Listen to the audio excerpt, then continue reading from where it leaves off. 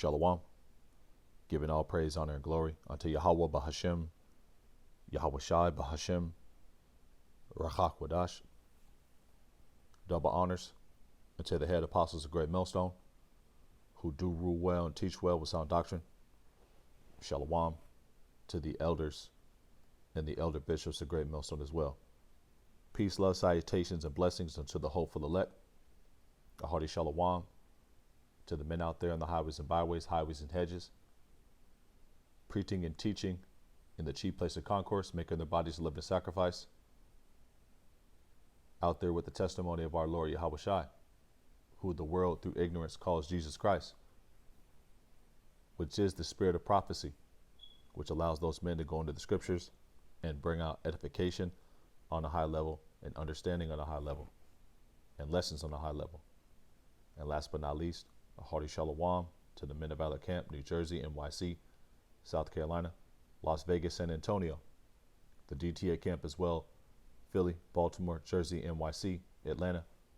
The first camps I ever heard the truth from, Isaiah 62 verses 6 through 7. Those that make mention of the Lord Yahweh Bashem Yahushai, keep not silence, and give him no rest day or night. To Jerusalem is a praise in the earth. So this is Brother Ashamath, back at you with another lesson through the spirit and power of Yahweh Bashem Yahushai. Adon Ratazah, Yahweh Ratazah, Abba Ratazah. Lord's will, the lesson is edifying and comforting. And we're going to go into the incident that happened and was discovered about a week ago in southern Georgia. And we're going to go into the Northern Kingdom.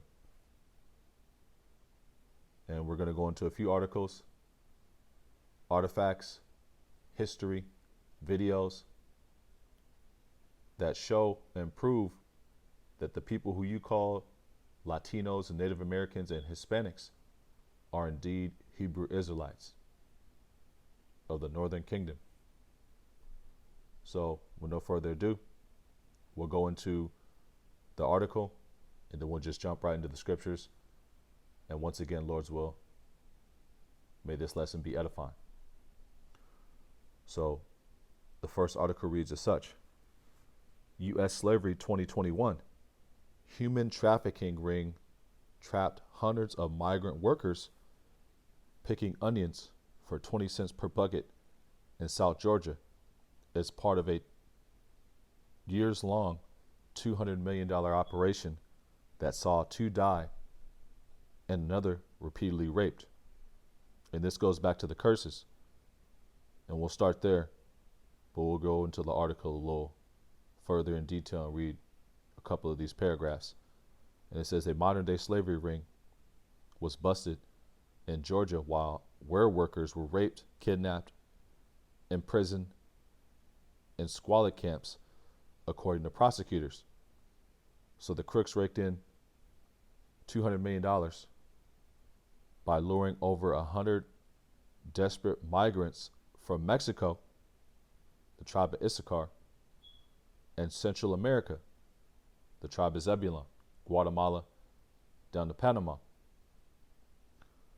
To the U.S., a federal indictment says at least 2 people died in the brutal conditions that saw workers forced to hand-pick onions at gunpoint for just 20 cents per bucket in sweltering heat, and another was repeatedly kidnapped and raped.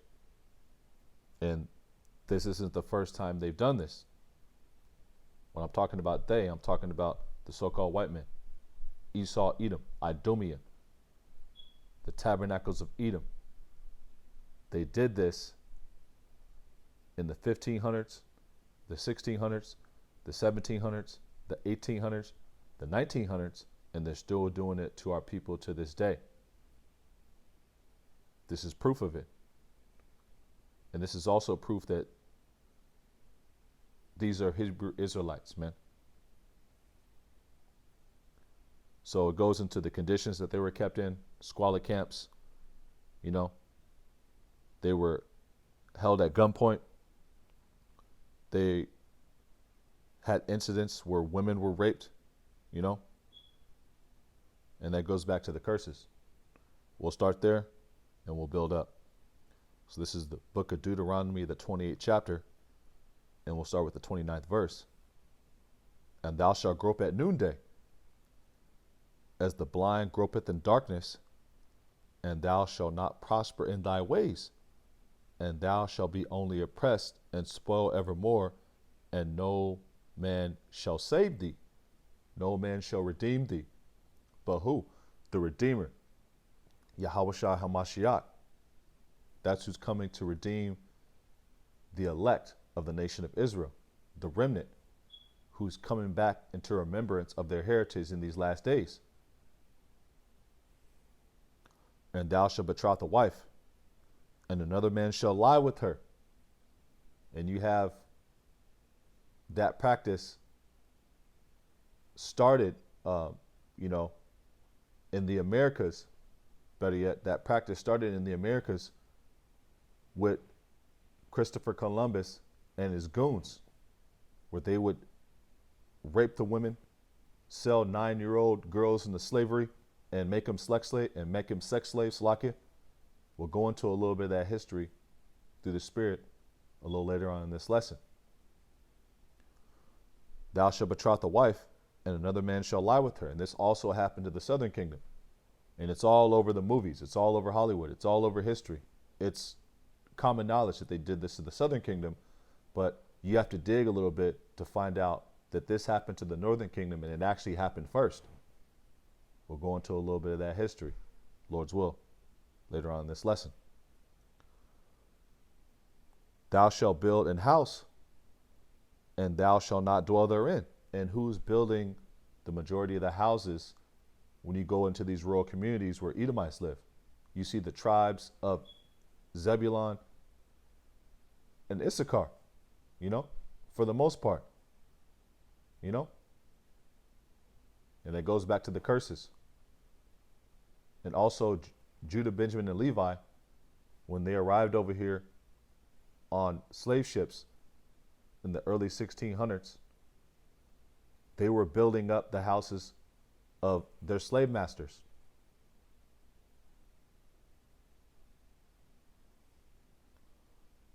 Thou shalt betroth a wife, and another man shall lie with her. Thou shalt build an house, and thou shalt not dwell therein.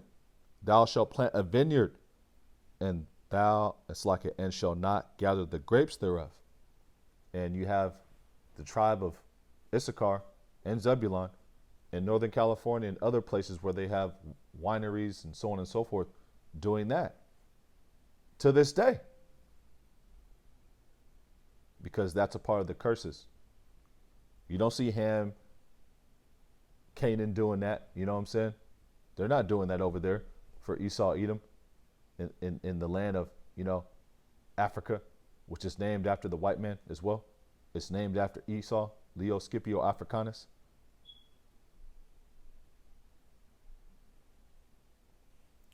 Deuteronomy 28:31. Thine ox shall be slain before thine eyes,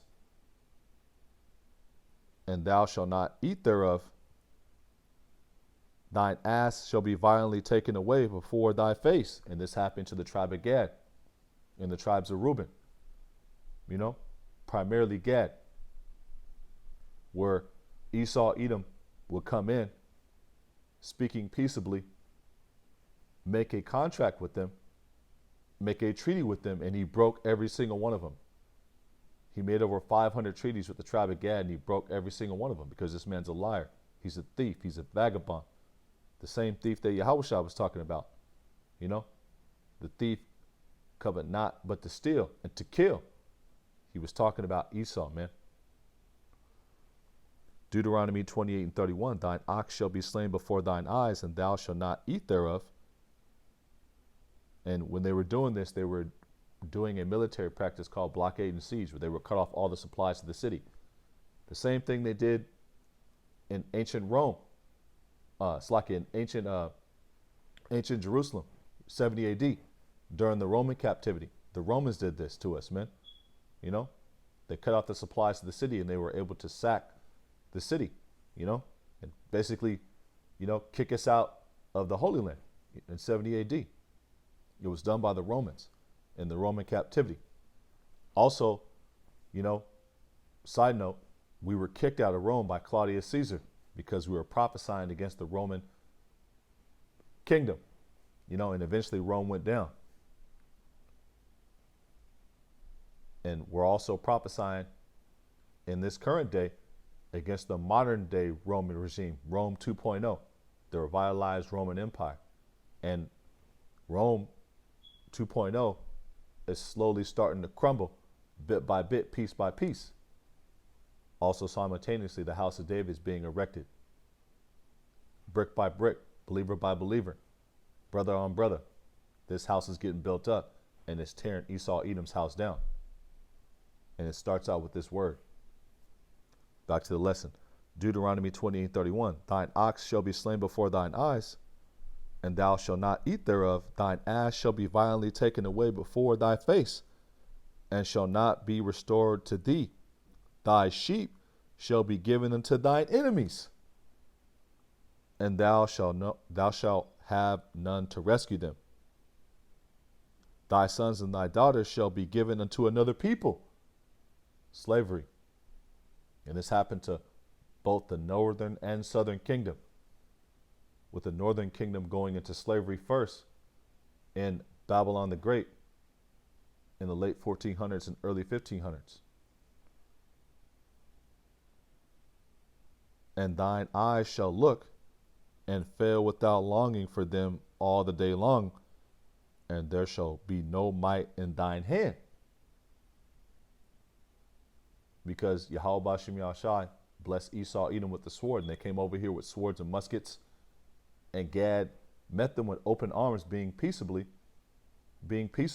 with Esau, Edom, and Esau, being a bloodthirsty devil, committed a genocide, man. He almost wiped out, you know, the tribe of Simeon, almost wiped out the tribe of Gad. Deuteronomy 28:33, the tribe of Simeon being the so-called Dominicans who are occupying the land of Haiti and the Dominican Republic in the early 1500s, late 1400s, when Christopher Columbus came over here, and the tribe of Reuben being the so-called, the tribe of Gad, being the so-called Native American Indians, you know? Deuteronomy 28:33, the fruit of thy land and all thy labors shall a nation which thou knowest not eat up, and thou shalt be only oppressed and crushed away. And that happened to our people, you know? And it's still happening, man. You know, you have Zebulun and Issachar in the fields still farming land for Esau, Edom. And a lot of it is their own land. Texas was Issacharite territory. California was Issacharite territory. Arizona, New Mexico, Issacharite territory. And then in Central America, a lot of the people who own the farmland are Edomites, man. You know, the terminology I believe that's used is mestizos, you know, children of the Spaniard conquerors. And some of them look like Jake, tares, just like you have so-called black people whose forefather was a slave master, tares as well, on both sides. Deuteronomy 28:34, so that thou shalt be mad for the sight of thine eyes, which thou shalt see. And, you know, oppression maketh the wise man mad. You know, if you're in the right spirit, you should be furious at what you're seeing, you know. But to add balance to that, delivery is coming unto the hopeful elect through this word going out. Let's go into a little bit of history real quick. So this is a first piece of history that we'll get into. The chief Joseph from the Nez Perce tribe, and he was born in 1840, died in 1904 in Washington, born in Oregon Territory. And Chief Joseph had a tablet that went back to the Assyrian captivity. We'll go into a little bit of that as well in a second, Lord's will. But let's read a little bit of this article right here. Chew the meat, spit out the bones, as the elders say. And it goes into a few different tablets. Actual archaeological proof. And we'll start with this first sentence right here. It says, judging from the artifacts they left behind, the Assyrians and Sumerians made quite an extensive voyage to the Americas about 4,000 years ago. That's a lie. The people who actually made the voyage are Israelites who fled Assyrian captivity during the reign of King Shalmaneser. We're going to touch on that in a little second, Lord's will. And it says about 4,000 years ago. That's a lie as well. The nation of Israel was in Assyrian captivity about 2,750 years ago, 732, 722 BC, and it lasted 3 years.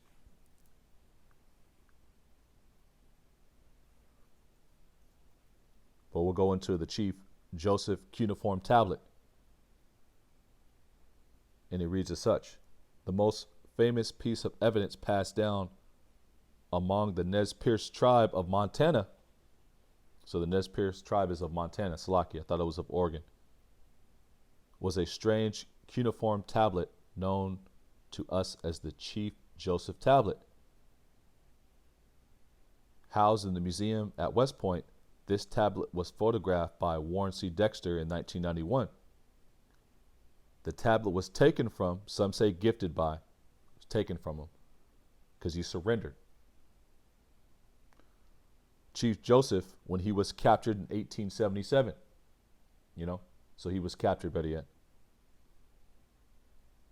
It says, Chief Joseph, known for his statement, "I will fight no more forever," claimed he inherited it from his white ancestors. That's a lie. Esau, Edom, once again being the devil, being the deceiver, being the adversary, suppressing the truth. It says, "I will fight no more forever," claimed he inherited it from his white ancestors, and that it had been in his family for 4 generations.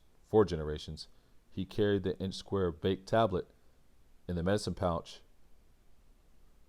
with the star of Asher and the Assyrian symbol on it. It says, translated by Professor Robert Briggs of the University of Chicago, Chief Joseph tablet reads, Nelu received 1 lamb from Ashaga on the 11th day of the month of the festival of An in the year of Alamanaga. It's like if I didn't say that right. Was installed by the high priestess of Nunna. Esau is going to lie about the years 2042 BC, just like he says the earth is 50 million years old. Just Esau being the devil.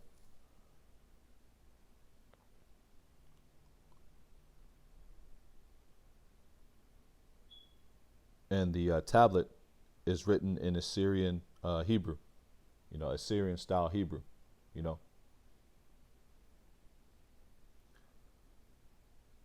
The second artifact is the Hearn tablet. It was discovered in Georgia in 1963, and it's a receipt for sheep and goats intended as a sacrifice to the sun god Utu. And the northern kingdom was going off. When Israel was split about 930 BC or so, the southern kingdom remained in the area of Jerusalem, and the northern kingdom went to what's called Samaria. And that's where you get, you'll have accounts where, it'll talk about the northern kingdom of Israel being in Samaria, so on and so forth. And we'll go into a little bit of that as well. It says the Hearn tablet. Basically, yeah, that's pretty much it with that. And we're going to this third one right here. It says the Shawnee Creek Stone of Oklahoma. The Shawnee Creek Stone is yet a third important discovery.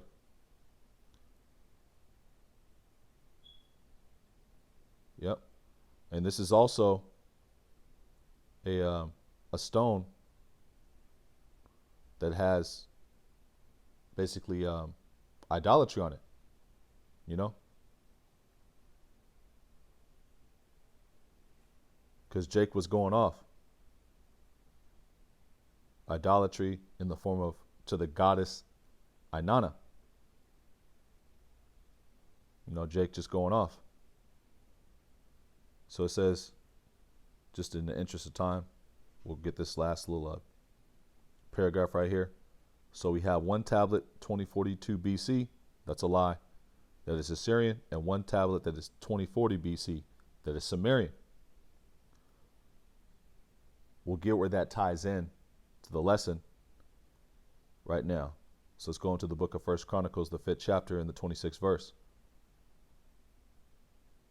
Just want to show that, you know, the tablets right here, which were in the possession of Gadites, you know, Gadite territory.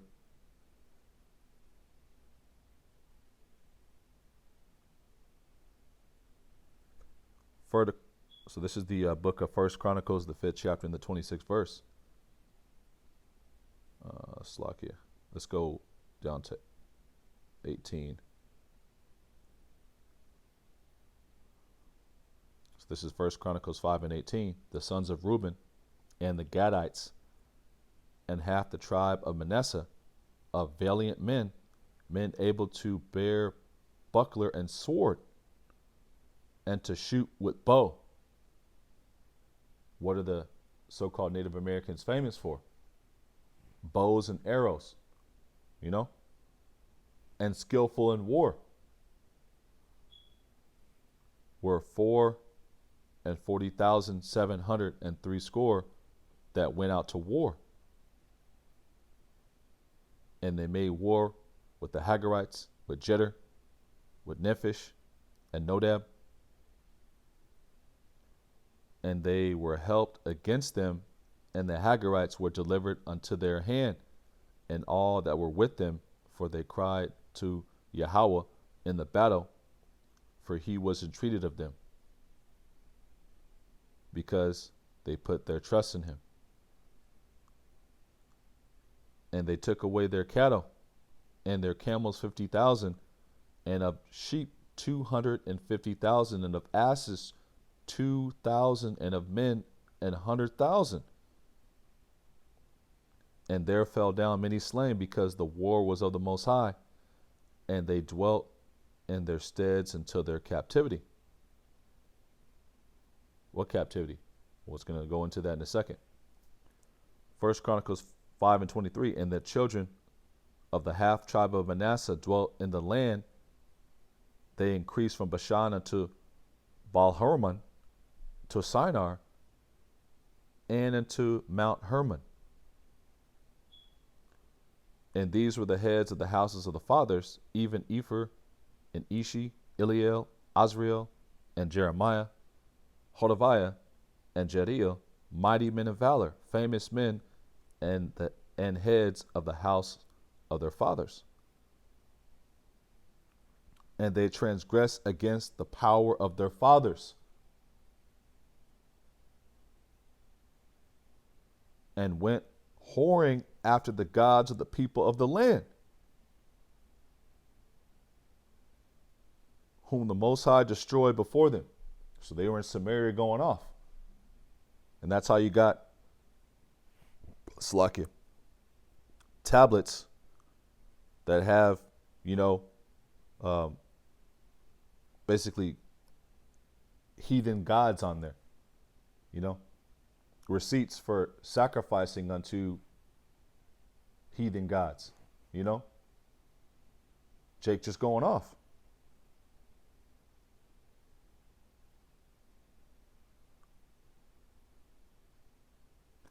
First Chronicles 5 and 26.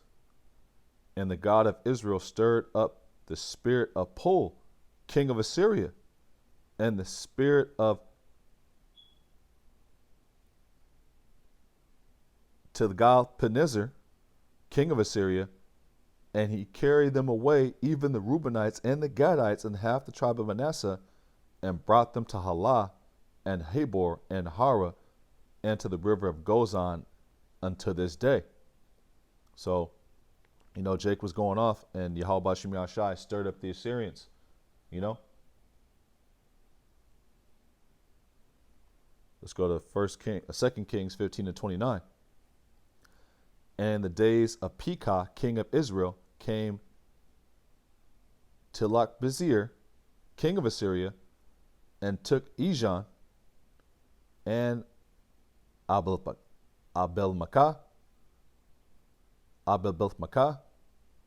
and Genoa, and Kedesh, and Hazor, and Gilead, and Galilee, and all the land of Naphtali, and carried them captive to Assyria. Carried them captive to Assyria. You know?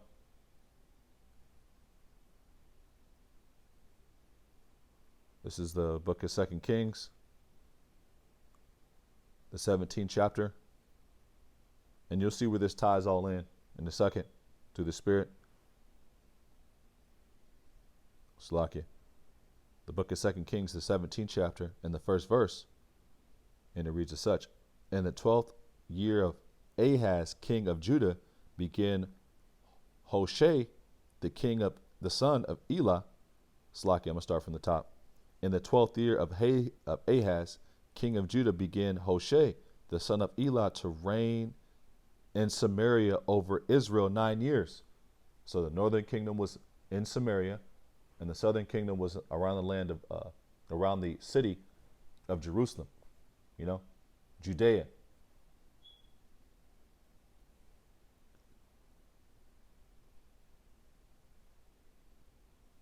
And he did that which was evil in the sight of Yahweh Bashim Yahshai, but not as the kings of Israel that were before him.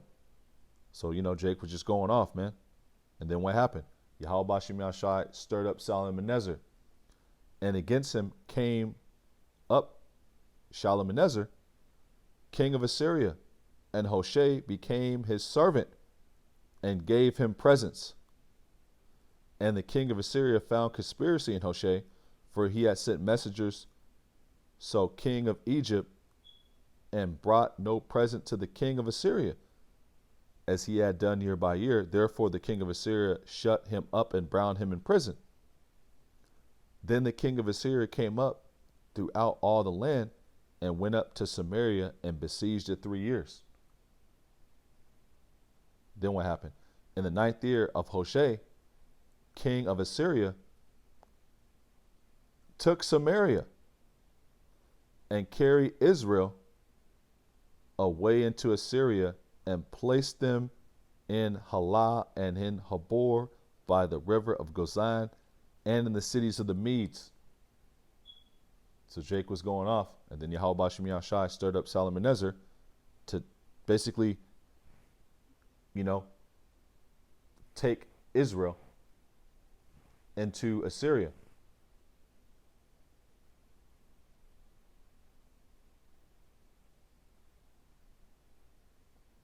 And what backs this up? The Apocrypha. Let's go into the book of 2nd Ezra 13 and 40. Just going a little bit in, you know, the history and, you know, building up the lesson a little bit.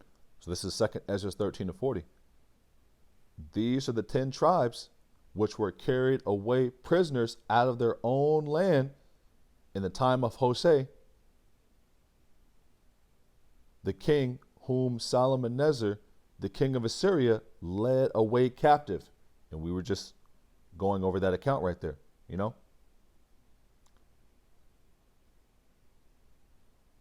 And the king of Assyria found conspiracy in Hoshea, who was the king of Assyria, Shalmaneser.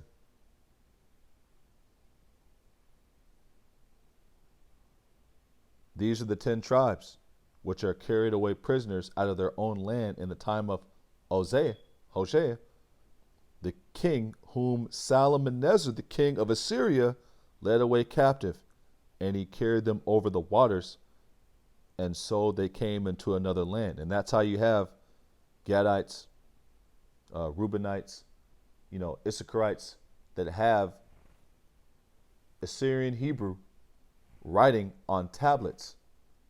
It wasn't because the Sumerians or the Assyrians came over here.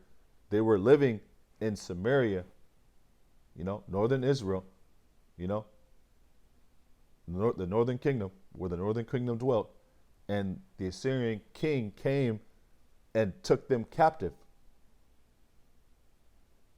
And that's documented in the book of 2 Kings and in the Apocrypha. Let's go to 2 Ezra 13 and 41. But they took this counsel among themselves, that they would leave the multitude of the heathen. Why? Because they were going off. And Yahweh Shem Yahshai kept on jacking them up. If you read the book of 2 Kings, you'll see how many times the kings, the rulers in Samaria, would do evil in the sight of Yahweh Shem Yahshai. I mean, just over and over and over. Just like in the book of Judges, where Israel was just going off. Jake was just tripping, man. And then Yahweh Shem Yahshai would jack Israel up, send Moab, send Ammon to put hell in us. We would cry unto Yahweh Shem Yahshai, then he would have mercy. He would rise up another judge. We'd take those guys down, and then Jake would just go back to doing wickedness, man. They're still doing it to this day. Nothing new under the sun. Jake's still tripping, man. But a remnant is starting to snap up out of it through the spirit and power of Yahweh Shem Yahshai. 2 Ezra 13 to 41. But they took this counsel among themselves, that they would leave the multitude of the heathen and go forth into a further country where never mankind dwelt. And what country was that? The New World, the Western Hemisphere, North, Central, and South America. 2 Ezra 13 and 42, that they might keep their statutes, which they never kept in their own land. Because Jake was tripping, sacrificing to Baal Peor, sacrificing to the goddess Anna, just tripping, man. And what does Jake still do to this day? Worship Jesus Christ into Islam. You got a lot of Israelite women who are turning witches. Nothing new under the sun, because they were doing that back in the day.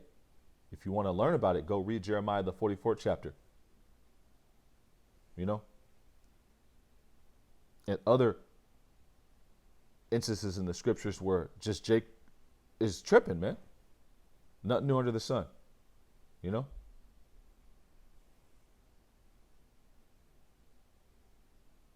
Back to the book of 2 Ezra 13 to 43. And they entered into Euphrates by the narrow places of the river, and the Most High showed signs for them, and held still the flood till they were passed over. So he kept the waters calm so they could navigate around the Horn of Africa and across the Atlantic.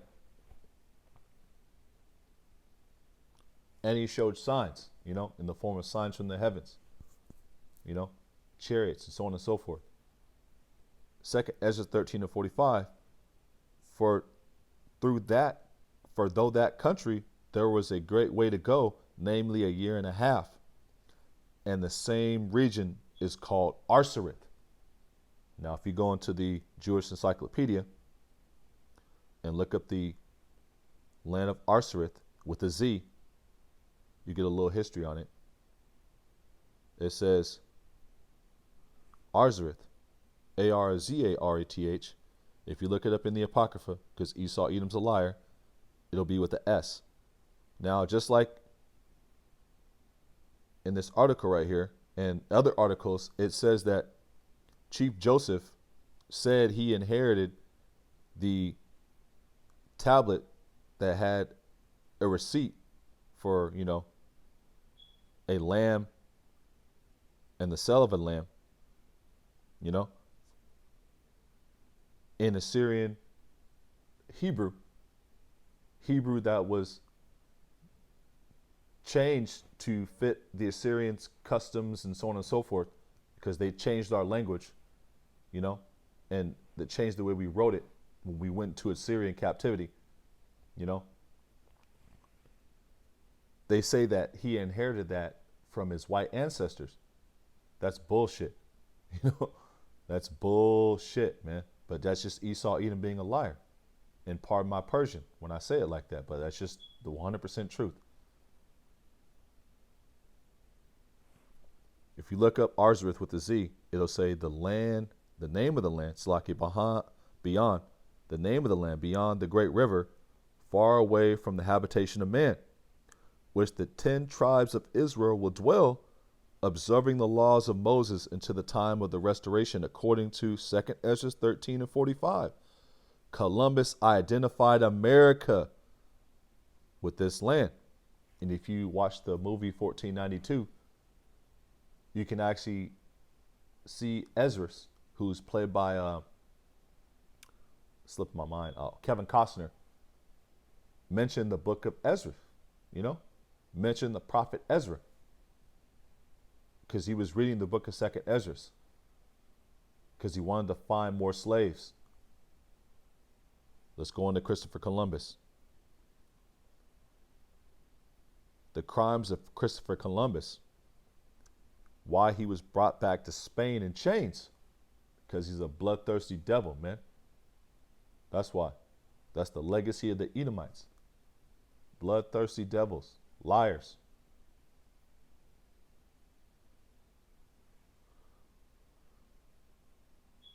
We'll go into this article a little bit because it's got some pretty deep history and darker history in here. And it reads as such. He's considered a hero by many of his adventurous voyages and discoveries that are celebrated through his own national holiday in America. But the truth behind Christopher Columbus' crimes reveals an intensely cruel nature. This guy's a devil, man. Nevertheless, it's like a ruthless treatment of natives in the lands he explored, and particular fondness of beheading.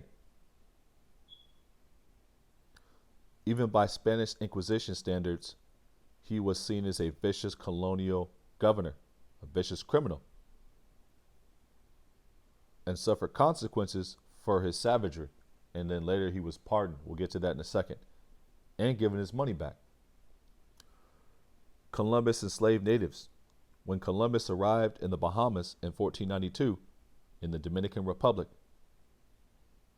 he was greeted by the respectful Arawak natives and wrote in his journal that he graciously brought his group parrots, spears, cotton balls, and all the items that they were willing to trade.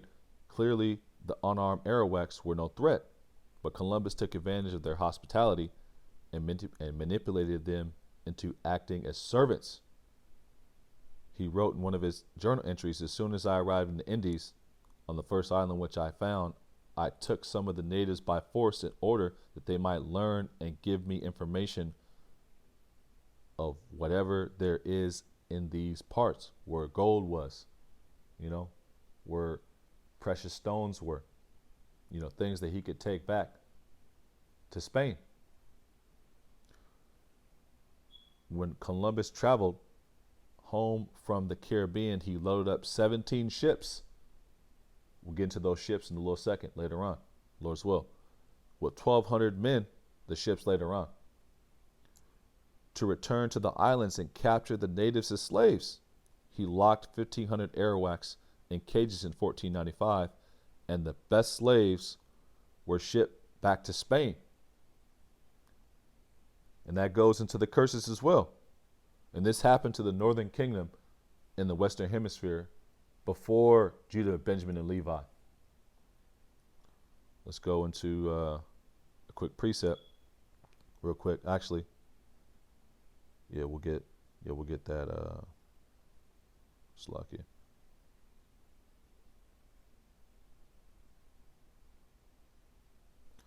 Let's go to Deuteronomy 28 and 36. The Lord Yahweh Shem Yahshua shall bring thee and thy king, which thou shalt set over thee, into a nation which thou nor thy fathers have known. And there thou shalt serve other gods, wood and stone. So you had natives, Arawaks, eventually Zebulunites, Issacharites, Gadites, Reubenites, who were brought back over to Europe as tributes, you know? And Lord's will, if the Spirit allows, I'll go into a lesson on some of that trading that actually went out into other areas of the world. Lord's will, if the Spirit allows. Deuteronomy 28 and 49. The Lord Yahweh Shem Yahushai shall bring a nation against thee from afar, from the end of the earth, as swift as the eagle flieth, a nation whose tongue thou shalt not understand. And what's the eagle synonymous with? Esau. What was on the Spanish flag when Columbus brought his murderous you know what over here? Well, you had the eagle on their flag, and it's still on their flag to this day, I believe. The eagle. You know, and if you look up this term, 1400 Spain flag with eagle, it goes and it brings up a few different images. The Holy Roman Empire, which is Jake's, you know, and then you have the pagan Roman Empire, which is Edomites. The Holy Roman Empire being the era of the Byzantine Empire. For 1,000 years, Jake was ruling, you know. But after, you know, like the late 1300s or so, Esau, Edom started to creep his, you know what, up into Europe and started to take over. That was the serpent being loose for a little season. And we're still in that season right now. It's still Esau's season. It's still his season to rule. But he only has a few seconds left in the shot clock. And DTA Ababa ball soon. But on the Spanish flag, you can see an eagle, you know? And that's synonymous with Esau, Edom.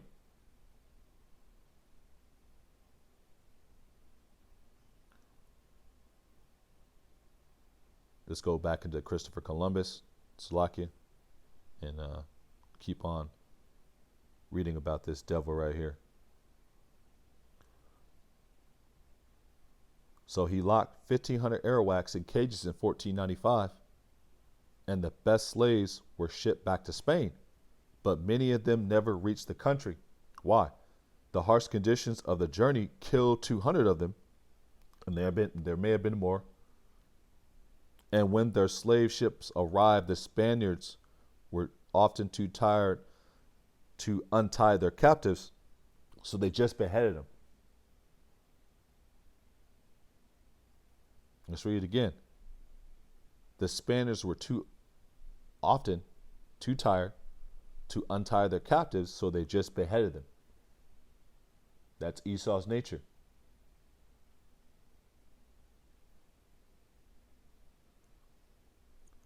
After experiencing intense cruelty and genocide, the Arawaks eventually rallied together to fight back against the Spaniards, but each one who wasn't killed by muskets and swords was hanged or burned by Columbus. And this man has a holiday. The persecution was so intense that many Arawaks chose to die by their own hands rather than risk a torturous death, even feeding their babies poison so they could escape the clutches of the Spaniards. Within 2 years, half of the 250,000 Arawaks in Haiti, which is next to the Dominican Republic, you know, Simeon and Levi are brethren, roughly paraphrasing. And this is before the Levites arrived, you know, in masses from West Africa, you know, the tribe of Levi, you know, Judah, Benjamin, you know, arrived over here in the Americas. So in that land, you had natives, and it was the tribe of Simeon, who Esau, Edom, almost completely wiped out. It says within 2 years, half of the 250,000 Arawaks in Haiti were dead or murdered by suicide. By 1650, the Arawak natives were completely extinct from their island. The natives of Hispaniola experienced a similar fate around the same time. Columbus mutilated those he didn't kill. Why? Because he was a bloodthirsty devil, man. When he wasn't enslaving people, Columbus's other passion was accumulating gold. He intended to bring back gold from Haiti, believing that the fields were overflowing with the resource in the province of Sicao. So he forced every native over the age of 14 to assemble a required amount of gold for him every 3 months. If they failed, their hands were chopped off. And you got Edomites to celebrate this, man, to this day. And this is the nature of Esau, man. Which goes into the curses as well. The next verse in Deuteronomy, the 28th chapter, after the 49th verse. Let's read 49 again, and then we'll read 50. The Lord Yahweh Bashim Yahshai shall bring a nation against thee from afar, from the end of the earth, as swift as the eagle flieth. And you have the eagle on the ancient Greek Empire relics, coins, so on and so forth. The ancient Roman Empire to the modern day Roman Empire. You know? Babylon the Great has the eagle, you know, on top of their flag is usually like a gold or a silver eagle. Also in Mexico, in the middle of the green and red and white, you have an eagle as well, showing you that, you know, Mexico is under the vibe and under the rulership of the beast, you know? And you have a lot of those countries in Central America and South America, those rulers are actually tares. 95% of them. They're not indigenous children of the natives that were there. They're mestizos. You know, let's look up the term real quick since I keep on bringing it up. Spirit keeps on harping on that point. Let's prove all things. So mestizos, M-E-S-T-I-Z-O.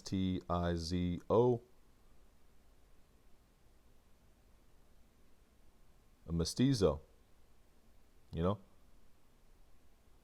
Classification to refer to a person of combined European and indigenous American ancestry. This the children of the Spanish conquerors. You can see Eve right there. You know, most likely he raped Eve or killed her husband. You know, she was a spoil of war, and then he laid up with her and had children. And those children are not Israelites, you know?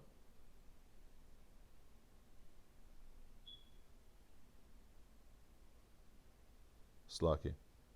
Where's that? Deuteronomy 28 and 49. The Lord Yahweh Bashim Yahshai shall bring a nation against thee from afar, from the end of the earth, as swift as the eagle flight, a nation whose tongue thou shalt not understand, a nation of fierce countenance, which shall not regard the person of old, nor show favor to the young. And that's what Esau Edom did when he came over here. Start killing our brothers left and right, you know, taking, you know, our women, mutilating our children if they didn't dig them enough gold, you know, and he continued to do that until literally like the late 1800s, early 1900s, you know, literally, you know, and there were certain areas of the country in the rural South where they were still doing it to like the 60s, man, you know, they were still busting plantations in the 60s and late 50s and whatnot, man, underground plantations. And to this day, currently, Still doing it, man. But these people, you know, the so-called natives aren't Israelites, man. Yep. You're going to have to pay for that, man. Let's keep the lesson going.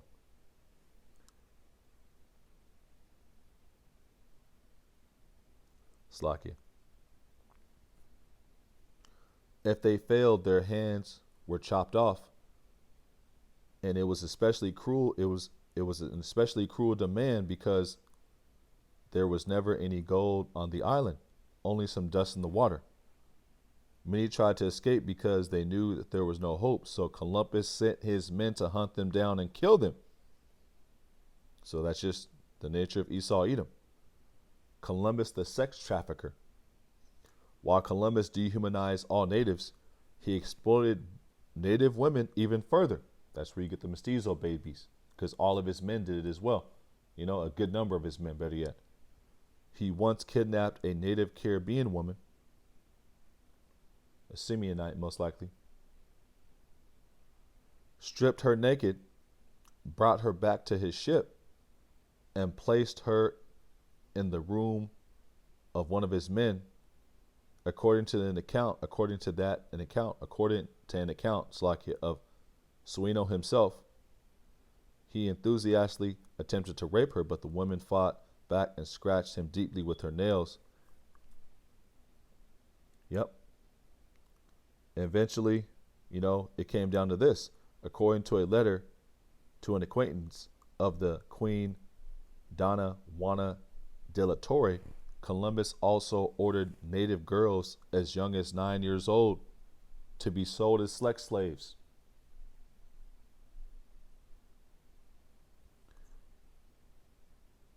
There are plenty of dealers who go about looking for girls. Those from 9 to 10 are now in demand, and for all ages, a good price must be paid. Yep. So that's Christopher Columbus, man. And then eventually he was brought back to Spain in chains. And then what happened?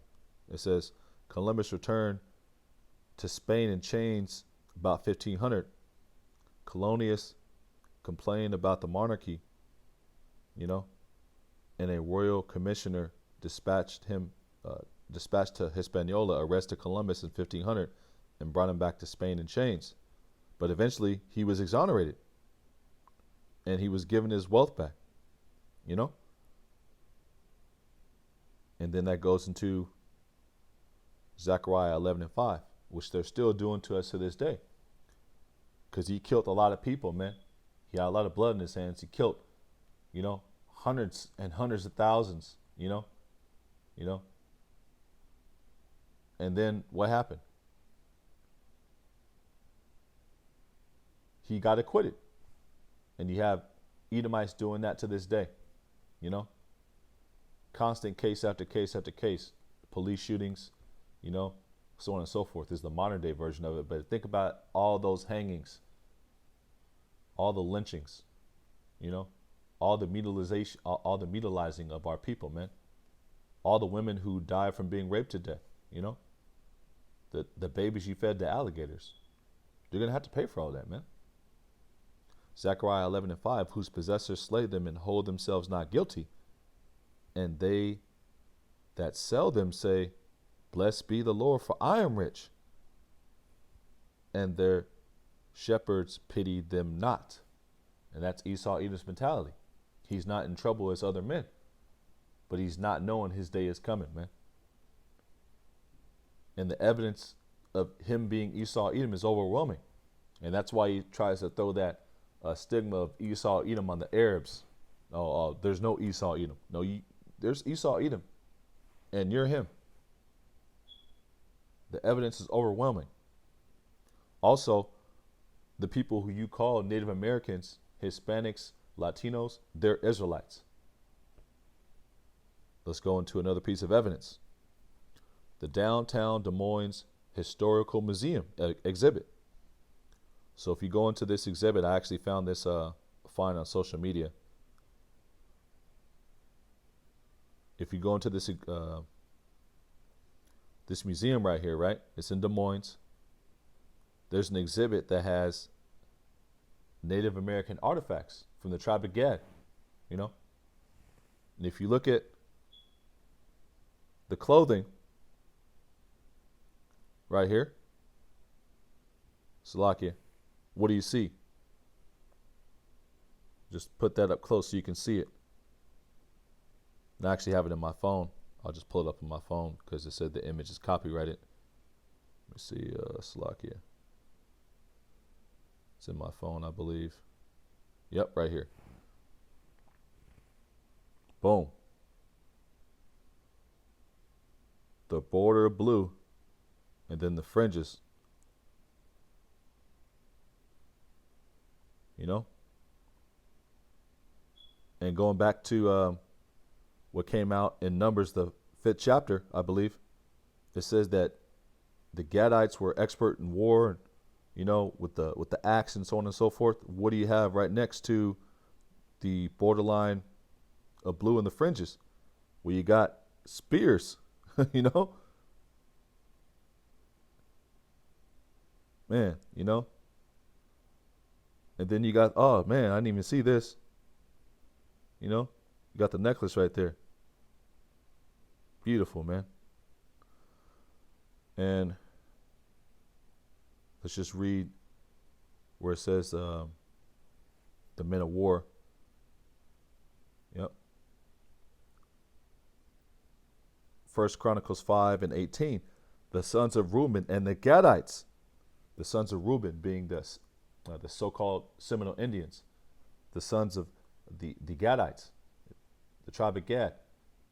So-called Native American, North American Indians. The sons of Reuben and the Gadites and half the tribe of Manasseh, of valiant men, men able to bear buckler and sword, and to shoot with bow, skillful in war. I mean, that's just plain as day. That's what Gad was known for, you know? You get a scripture that backs it up real quick.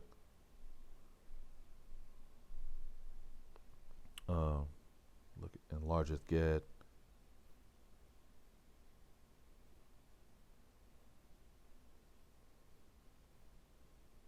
Slakia.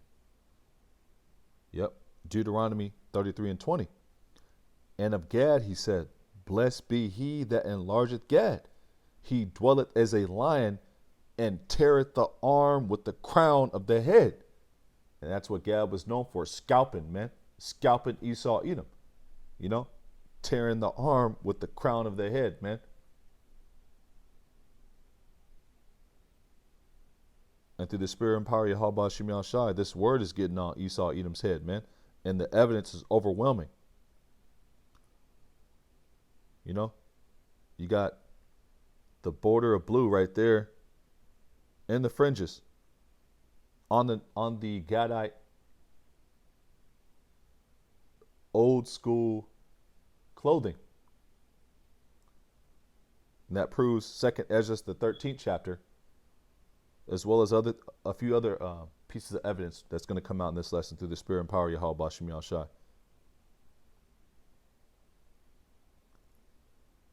Numbers 15:38. Speak unto the children of Israel and bid them that they make fringes in the borders of their garments throughout their generations, and that they put upon the fringe, the borders, a ribbon of blue. And what do you have right there on the on Gad's clothing? Next to warlike material, next to warlike apparel, next to warlike memorabilia, better yet, Slakia. You know, spears, necklaces, you know, the fringe with the border of blue.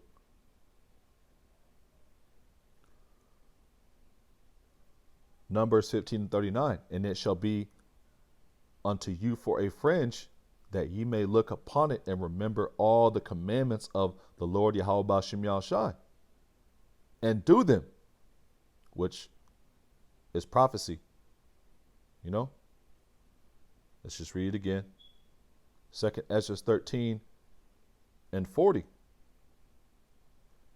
These are the 10 tribes which were carried away prisoners out of their own land in the time of Hoshea, the king, whom Salmanasar the king of Assyria led away captive into where? Into Assyria from Samaria. And he carried them over the waters so that they came into another land. What other land? Arzareth, which Columbus identified as America. Slack, let me get this incense burning. Which is in the Jewish encyclopedia spelled the wrong way because Esau's a liar.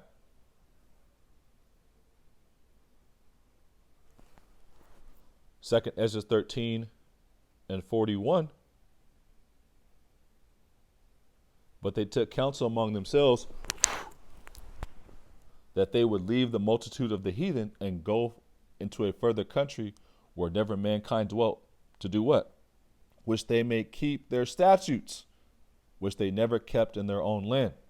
And that's why you have the tribe of Gad, so-called Native Americans, having borders of blue and fringes on their clothing, spears, because they were the warrior tribes, you know? Gad, Reuben, Manasseh, you know? That was the army, you know? The heads of the army, you know? When we would go to war. And that's why Reuben, being the firstborn as well, you know? He didn't make any treaties with Esau, man. You know? Reuben was like, to hell with y'all, man. You know? Because Reuben had that, Reuben's spirit, the tribe of Reuben's spirit is warrior. You know? The Seminole Indians. This is the book of Numbers 15 and 39. And it shall be unto you for a fringe, that ye may look upon it and remember all the commandments of Adonai Yahweh Ba'Shem Yahshua and do them, and that ye seek not after your own heart and after your own eyes, which ye used to go a-whoring to what? Other gods, which happened in the book of I want to say it's 2 Kings, you know? It was Numbers, Slakia. The book of Numbers, Slakia, no. The book of First Chronicles, Slakia. Yep. Let me see. Yeah. First Chronicles, the 5th chapter. That's Slakia. And these were the heads of the house of the fathers, even Epher, Ishi, Eliel, Azriel, Jeremiah, Hodaviah, and Jediel, mighty men of valor, famous men, and heads of the house of the fathers. And they transgressed against the power of their fathers and went whoring after the gods of the people of the land. The land of where?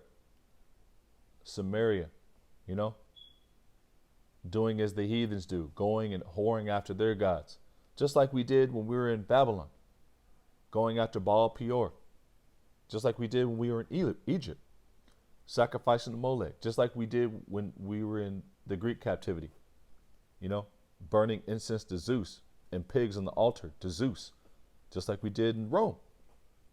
You know, those Israelites who were in Rome, Diana of Ephesus, and, you know, the gods of the Romans and so on and so forth, just like we're doing still to this day. To this day, the wood and the stone, the Kaaba stone being Islam and the wood being Christianity. And then you got people just in all sorts of bullshit. Buddhism, Islam, you know, self-worship, worshiping the moon and the stars. Gad out there worshiping the moon and the stars and the bears and the wolves and whatnot, man. Just like they were doing back then. We're reading about it. First Chronicles 5 and 25, and they transgressed against the power of their fathers and went whoring after the gods of the people of the land, whom Yahweh Ba'Shem Yahshua destroyed before them.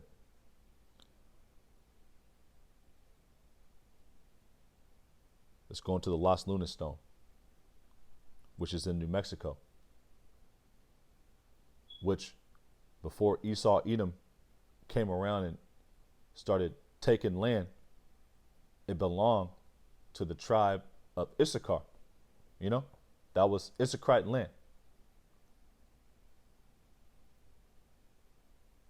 Let's go into this video right here.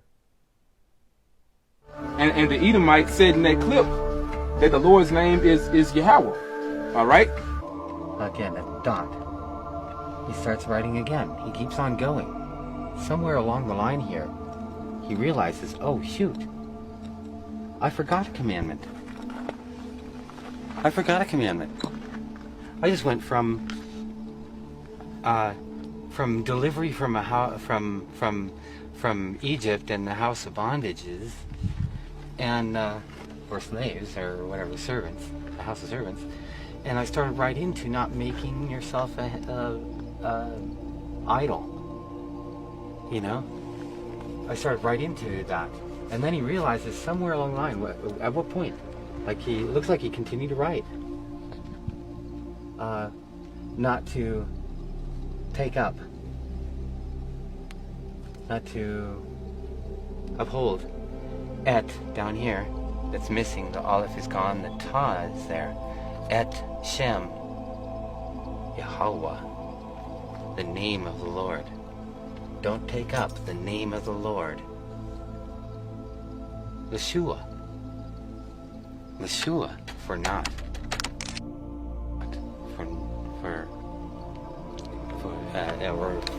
Or to nothing. Don't take it up to nothing. To vanity. To or for. You know, Esau said that, man. So Esau knows the truth. All right? He knows the truth, man. You know? But as you can see here on the top line, you know, some Edomites got an engraving tool, a sandblaster, or some sort of tool to basically scratch off the top line. All right? But we can still pretty much see what it says. All right? And we can still translate it. All right? All right. The first word, well, we're just going to go, you know, read the words as we go along. All right. Anakia, I am Yahweh, the Lord's name, the Most High's name. All right. Alayaka, your God. All right. So I am Yahweh, your God. Ashar, that. Ma Wataza'afyaka, which brought you Ma Arataza out the land. See, Matazarium, which is the house of bondage, Egypt, you know, captivity. And that's what's on the Las Lunas stone, you know. And you got Esau saying the name of Yahweh, you know, the Heavenly Father's name. So Esau, Edom, knows the truth, man. And that's why he tries to conceal it so much. Takes our videos down when we get on him too hard, man. You know. Adon Rathazai, he keeps this video up, you know. That's why he went to the extremes of changing, you know, people's names as far as, you know, nationalities and so on and so forth, making a color line, you know, white, black, Hispanic, Native American. Those are all bywords and proverbs, which actually goes back to the curses. Let's get a precept real quick. Slakia, tacos, slakia. Deuteronomy 20:37. And thou shalt become an astonishment, a proverb, and a byword among the nations, whither the Lord Yahweh Shem Yahshua shall lead thee. And that's how we became, you know, Hispanics, Native Americans, Seminole Indians, black, Negroes, you know, including the bywords and the proverbs that they call us, making fun of us, mocking us. Niggas, spiggers, coons, you know, wetbacks, spicks, porch monkeys, jigaboos, prairie niggers. That's what he called Gad, man.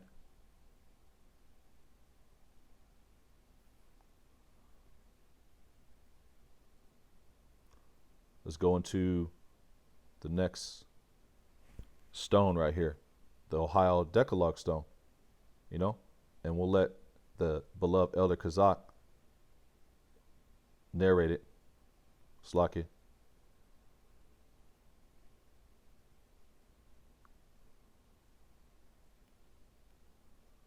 Right here it says Masha, which is Moses, okay? And this is supposed to be Moses right here, holding the 10 Commandments in front of him. And the Ohio Decalogue stone, you know, it was found in Ohio, so-called Native American land. And it has Moses, and this is written in the Assyrian form of Hebrew. We'll get to that in a second with another video.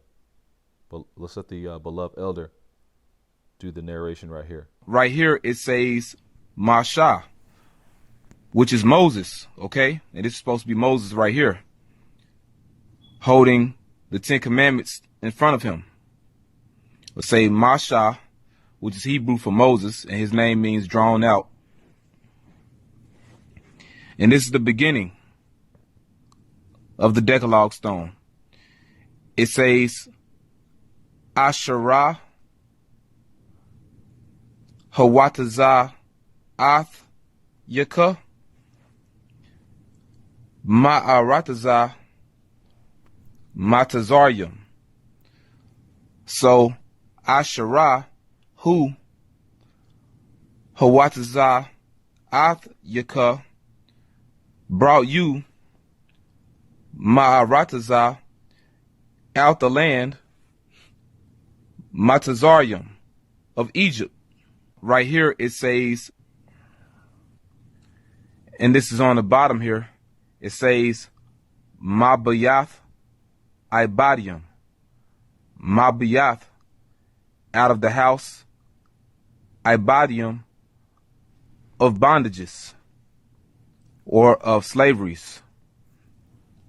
Mabayath, out of the house, Ibadium, of bondages or slaveries. This is on the back of the stone. It says right here, Anakya Yahweh Alayaka La'ah.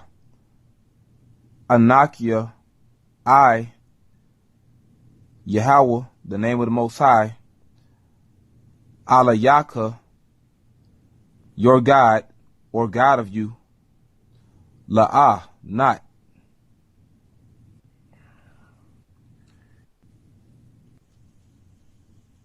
Yahaya, Laka,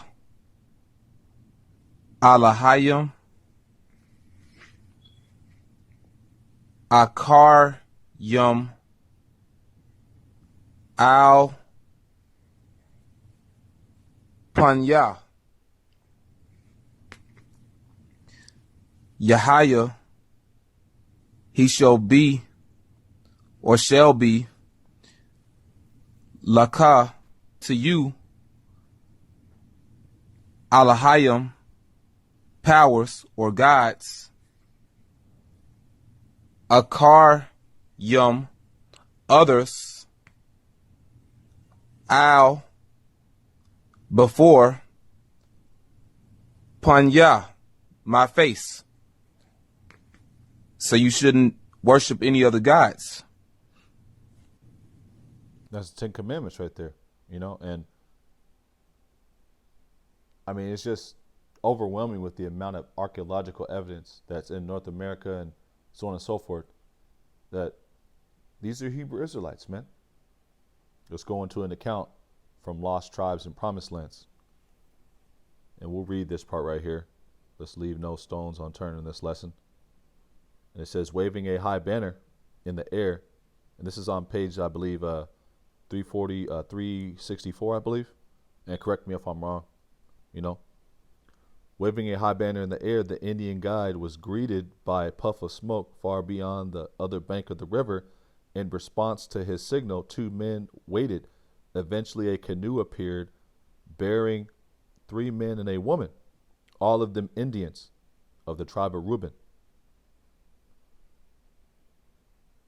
Slakia. To the place where Francisco and Montezinos were standing at the water's edge. And Christopher Columbus, when he came over here, he brought Hebrew interpreters. You know, we'll just look that up real quick. Slakia, we'll get back to that in a second.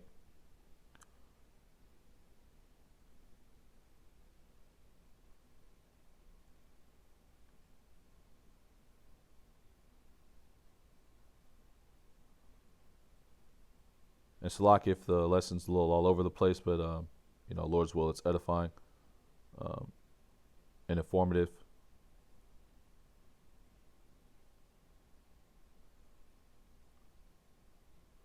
And Salakia, my internet, man, they just. So the name of Christopher Columbus's Hebrew interpreter was Luis de Torres. You know? Let's just read it. Christopher Columbus's Hebrew interpreter, or Christopher Columbus's interpreter, on his first voyage to America, de Torres was a converso, apparently born Yosef ben Halevi. Wow.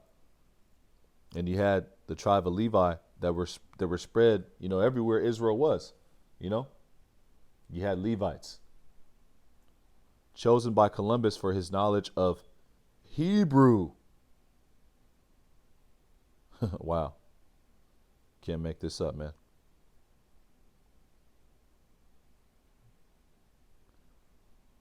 Oh, where was I at? Oh, yeah. Yep, let's keep it going. Francisco and Montezinos,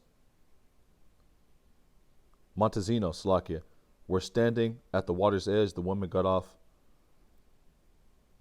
and spoke to Francisco in an Indian tongue. So Francisco was probably the Hebrew interpreter that was on this guy's voyage. And I don't have this book, so I don't know about this account. I'm just reading off the page right here. A brother in the camp down here has this book, you know. But I actually don't own this one, you know. She then turned to her male companion to explain the situation. Upon hearing her words, they rose over to Montezinos, and to his utter astonishment said, Shema, Yasha'Allah Adonai, Alanawa, Adonai Achad. Hear, O Israel, the Lord Yahweh B'Shem Yahshua, our power, the Lord is one. They recited in Hebrew, the fundamental credo, and it says Judaism, but there's no such thing of Judaism. That's our heritage, you know. A brief conversation then ensued in the common ancestral tongue, according to Montezinos, whose fluency in it as perplexing to the reader of his narrative as is that of the three mysterious new companions. They told that they themselves were of the tribe of Reuben. So Jake knew who they were, man, before Esau Edom got his ass over here, man, and started changing the languages and whipping the Hebrew out of people. Jake was speaking Hebrew, and they knew who they were, you know? And that the tribe of Joseph, Ephraim, lived on an island nearby, you know? This is the next page right here. Yep. Let's just get. Only the sorcerers of his tribe have perceived that they were a special people. And once again, the sorcerers of the tribe, you know, Jacob probably going off, you know, most likely, you know. And the tribe of Gad and the tribe of Reuben did go off, man. That's why Yahweh B'Shem Yahshai sent Esau to jack them up, you know. And we were going off over there in West Africa, man, you know, trying to build the kingdom. It says on the 1727 slave map, it says Kingdom of Judah. Jake thought he was in the kingdom over there in West Africa, man. You know, Judah, Benjamin, and Levi, man, going off, you know, worshiping the gods of the Hamites and whatnot, man. And when Jake came over here, Zebulon, they started going into cannibalism, man, chopping off heads, you know, drinking blood and so on and so forth. Gad started worshiping the moon and the stars and the bears and the coyotes and, you know, calling on just being heathens, man. You know, we're naming Yahweh Ba'Shem Yahushua to the Great Spirit, you know. Gad just going off, man. Worshiping dirt, you know. Oh, Mother Earth and whatnot, man. But before Esau Edom came along, you know, Jake wasn't really, you know, tripping like to that extreme, you know, to the form of not knowing who they were. They were still going off, but to the extreme of not knowing who they are, not having the language, you know, so on and so forth. But once Esau Edom came and got his hands on our people, man, it just was game over from that point. You know, you start beating the Hebrew out of our people. And why do you think they didn't want us to read or write? Well, we're going to go into that in a second through the Spirit. The God of these children of Israel is the true power, they had said, and everything inscribed on their tablets is true. You know, these words are faithful and true. At the end of days, they will be lords of all the nations of the earth. That's what Reuben was saying, man. Reuben was in the Spirit, you know. There just weren't any prophets at this time, you know. They were going off and, you know, just through. But it talks about, you know, us falling away, you know. Speaking of that, let's see. Where's I going to go? Oh, yeah. We'll go into this video real quick from the LA camp. Big bro Yeshaya. Let's play this real quick.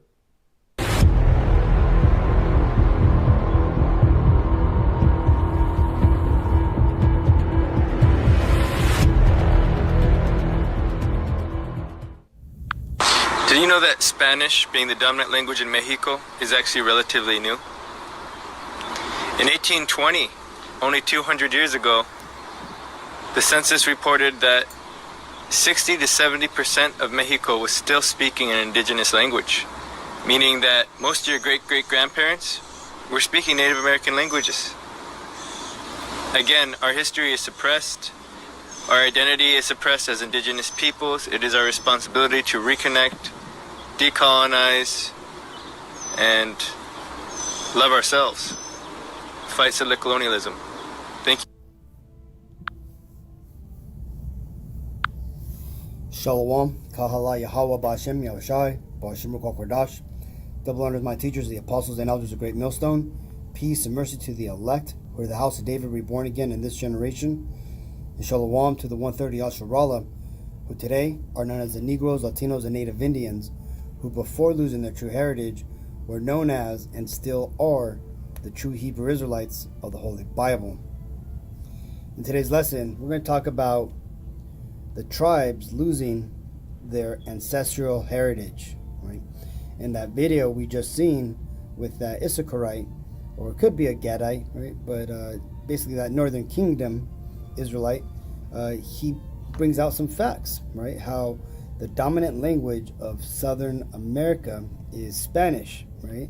Now, a lot of our people over there, right? They don't realize that, you know, that they're speaking in their conquerors' language, right? Because, you know, they're not Spanish, right? They are Mexican, Salvadorian, Honduran, and so forth, right? And a lot of them speak Spanish or Portuguese, right? And they believe this is just the way it goes because our people have been so dumbed down and uneducated on purpose that they don't question these things, okay? Just like that man said that, you know, going back to, you know, when you go back in history, that the majority of our people did not speak the Spanish language, right? Where if you look at it now, you know, a lot of us get shit for not speaking Spanish, right? When that turns out to really be the language of our conquerors, right? Just like over here in America, right? You have a lot of so-called Negroes, so-called Latinos, so-called Native Indians who only speak English, right? And they get shit because they can't speak Creole, they can't speak, certain languages from where they are supposed to have come from, right? And when you consider it, it all goes back to the language of their captives, right? We are victims of circumstances, right? And in this circumstance of us not speaking our ancestral tongues is all prophecy, right? Like it tells you here in Jeremiah 17:4.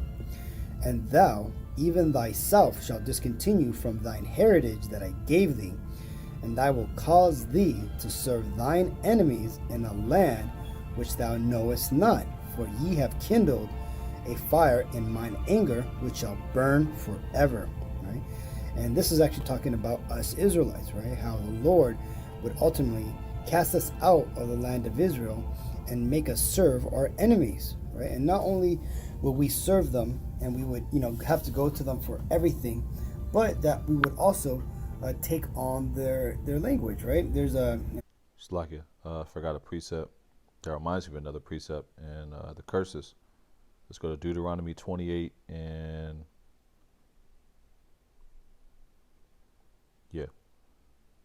go down to 48. Yep. Let's go to Deuteronomy 28 and 45. Moreover, all these curses shall come upon thee and shall pursue thee and overtake thee till thou be destroyed, because thou hearkenest not unto the voice of Yahweh thy power to keep his commandments and his statutes which he commanded thee. And they shall be upon thee for a sign and for a wonder, and upon thy seed forever. And that's how you have Jake out there in slavery, not knowing who they are, being called a proverb and a byword, And this is why this happened to our people, the great falling away,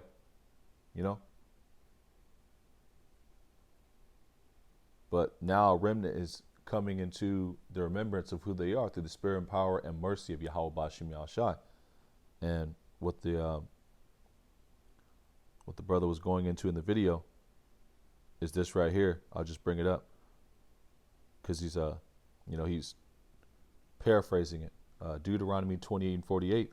Therefore shalt thou serve thy enemies, which Yahweh Bashim Yahushai shall send against thee, a nation from afar, as swift as the eagle fly, Esau, Edom, in hunger and in thirst and in nakedness and in want of all things. We have to go to Esau, Edom. You pay your rent, you're paying Amalek, man, who owns your property. Your banking is owned by your bank account and your bankers, most likely Amalek. The people who you get your news from, Amalek. The people who you work for, at your job, Esau, Edom. And if you work for a Fortune 500 company, most likely Amalek. The clothing you buy, the food you buy, owned by Esau, Edom. In hunger and in thirst and in nakedness and in want of all things, and he shall put a yoke of iron upon thy neck, slavery, until he have destroyed thee. And that's what these Zebulunites and Issacharites are going through, being held at gunpoint, women raped, slavery. Well, that's a part of the curses, Let's go back into the video right here. Another scripture earlier in Jeremiah that explains, a trait about these nations that the Lord will bring on us, right? That having to do with their language, right? This is Jeremiah 5 and 15. Lo, I will bring a nation upon you from far, O house of Israel, saith Yahweh Bashim Yahushai. It is a mighty nation. It is an ancient nation, a nation whose language thou shalt not, neither understandest what they say, right? And you see, and it's pretty ironic that this precept right here says, "O house of Israel." A lot of the scriptures, when they speak about the house of Israel, a portion of the scriptures, better yet, it's referring to the northern kingdom. you know, the house of Judah, you know, so on and so forth, you know.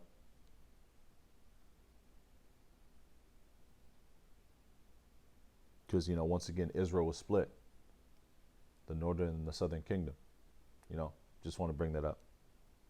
There, so this right here particularly is talking about the northern kingdom, but this also happened to the southern kingdom, right? There's also another scripture there telling how the Lord would bring a nation from far that flies as swift as the eagle. Let's bring it up again, you know. Deuteronomy 28:49. The Lord Yahweh Ba'ashem Yahshua shall bring a nation against thee from afar,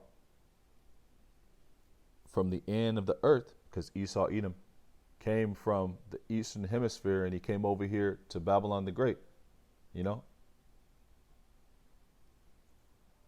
As swift as the eagle flieth, a nation whose tongue thou shalt not understand. Why? Because, as it was brought out a few minutes ago, you know, our people spoke Hebrew when they were over here. Also, the slaves who came over here in the 1600s, the southern kingdom, they also spoke Hebrew as well. It's not a well-known fact, but they also spoke Hebrew.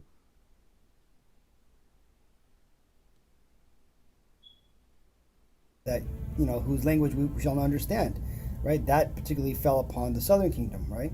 So you see, in doing this and bringing up these other nations to destroy us, right? And with not only did they destroy us physically by taking us out of that land and killing off a majority of us, but when they took us captive, they erased from us our heritage, and in that heritage, they erased our original language. And what is that original language? You're looking at it, right? At this very top section right here. Right? Salaki. Well, this top section here, where it says ancient Hebrew alphabet, right? It says Paleo Hebrew from 1200 BC, right? This is what we would refer to it as the Lashon Kodash, which is Hebrew for the pure tongue, right? And why do we call it the pure tongue? Well, there's a scripture that tells you that in the end days that the Lord would actually bring back a pure language onto us, right? This is Zephaniah 3:9. For then will I turn to the people a pure language, that they may call upon the name of Yahweh Ba'ashem Yahshai to serve him with one consent, right? And when you get back into this language, man, this language here is the original language of the entire world for the most part, right? When it tells you in Genesis, I think it's in early Genesis, where it talks about the Tower of Babel and how and this is the same writing, you know, that you see on these tablets, you know.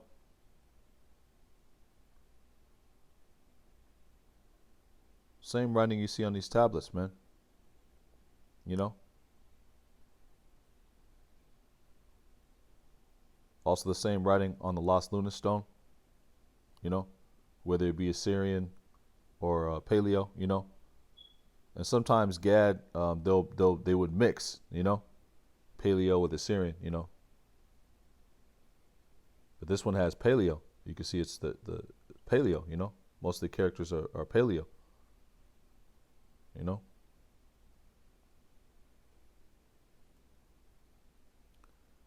whole world was in one tongue. Well, it was this. And the Slakia, that was the Lost Lunas. On the Hao Decalogue stone, it's written in Assyrian Hebrew. Slakia. Let's just pull up the images.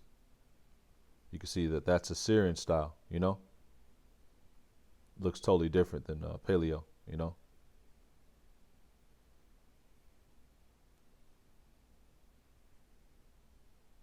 This is the language that the world spoke, Hebrew, right?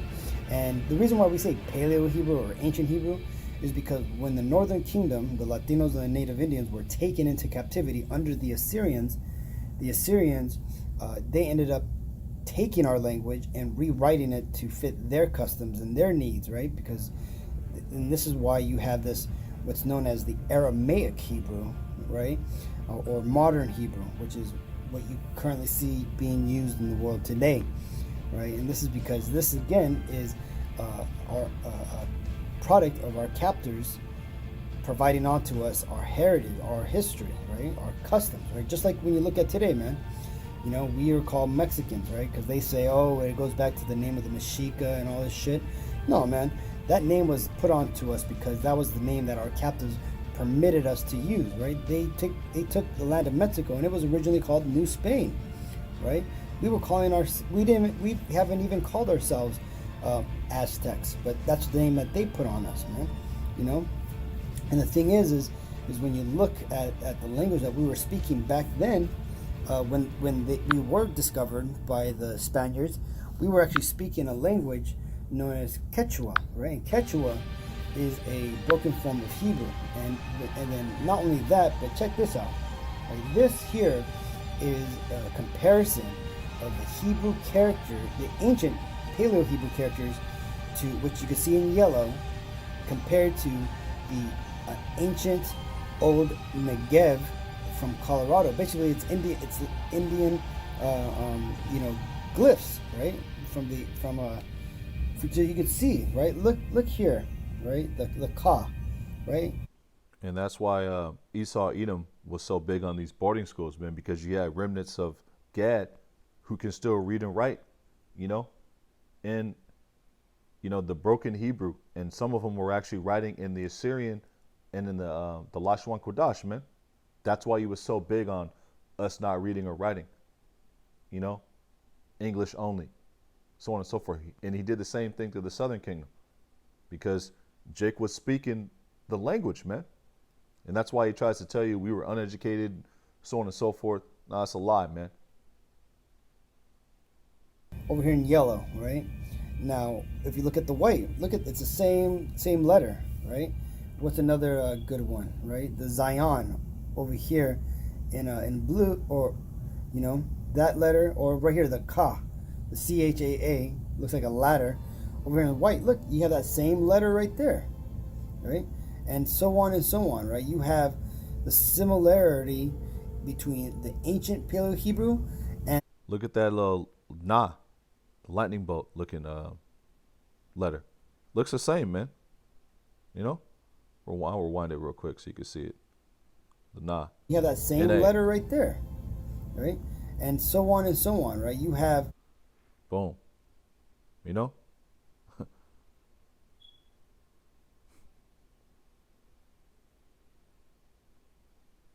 then look at Ka, K-A.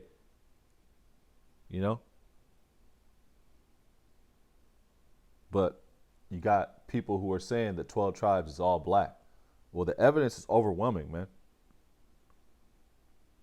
the similarity between And it backs up biblical history. First Chronicles, the 5th chapter, 2 Kings, the Apocrypha. It's all there for you to see, man. If you can see it, if you can receive it. the ancient Paleo-Hebrew and the Indian, what is it called? Negev language, man. And why is that? Well, because we are these people. We are the ancient lost 12 tribes of Israel that are now coming back to our heritage that the Lord said He would do, right? And again, this is ultimately all prophecy. And this is why that man there. Let's go into the scriptures and wrap on up. Actually, we still got more. So the Pequot massacres, man. Where I'll just summarize it. We'll just read about it. It's like it. So the Pequot massacres. This happened in the 1600s, and it was the Pequot War with the Puritans, and the Mohegans helped the Puritans. The English settlers, Esau. So we'll read about it on Wikipedia. The Pequot War was an armed conflict that took place between 1636 and 1638 in New England between the Pequot tribe and an alliance of the colonies of Massachusetts Bay, Plymouth, and Saybrook colonies and their allies from the Narragansett and Mohegan tribes. So Jake just selling out. And you got Jake selling out to this day, promoting the you know what, and about to promote the digital all when it gets introduced. The war concluded with the decisive defeat of the Pequot. At the end, about 700 Pequots have been killed or taken into captivity. Taken into captivity, man. Time after time after time after time. Assyrians took the northern kingdom into captivity. Then you had Esau come and take, the northern kingdom into captivity. Time after time after time after time. And then what's happening to this day? Esau still taking our people into captivity. Whether it be to go, pick some onions or pick some, oranges, to mine their fields, build their houses, or just to be hardcore bondage slavery. But, you're going to say, these tribes came from Moab during the Ice Age and go with Esau, Edom's lie. Well, the evidence is overwhelming, man. Hundreds of prisoners were sold into slavery to colonists in Bermuda or the West Indies. Other survivors were dispersed as captives to the victorious tribes. Let's go into the treasure found abroad sunken in the Gulf of Mexico, which proves slavery, with the Issacharite tribes. And they were putting hell in the Issacharite, the tribe of Issachar, better yet, Slakia. So it says deep sea, this came out 2013, and it reads as such: deep sea divers have just made the find of a lifetime. A ship that is believed to have sunken almost 400 years ago has a bounty of treasure on board, located a quarter-mile deep at the bottom of the ocean in the Gulf of Mexico. The sunken ship is believed to be the Buen Jesus, the Buen Jesus, the good Jesus, the good ship Jesus, y Nuestra Señora del Rosario. So the Buen Jesus y Nuestra Señora del Rosario. That's what it's called, man. You can't make this up. The ship was part of a Spanish fleet of 28 ships, 8 of which met their demise on September 5th, 1622 during a hurricane. Perhaps the most exciting part of the find are more than 17,000 pieces of real-life treasure. 39 bars of gold, ceramic jars, jewels, precious stones, part of our heritage, the precious stones, silver coins, and even a device that was used to navigate the ship by the stars. And apparently, those aboard of the ship kept parrots as pets because the bird bones were found on board. More evidence. And of course, the ship, the Buen Jesus, the good Jesus, And Cesare Borgia is going into slavery, man. So let's go into the scriptures and wrap on up. This is Jeremiah 50 and 33.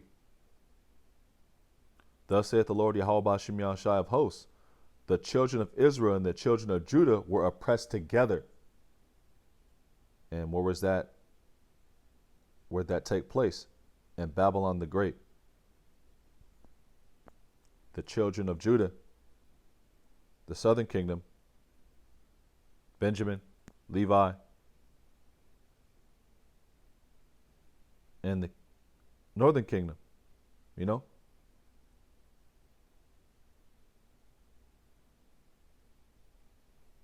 And Edom is in rulership.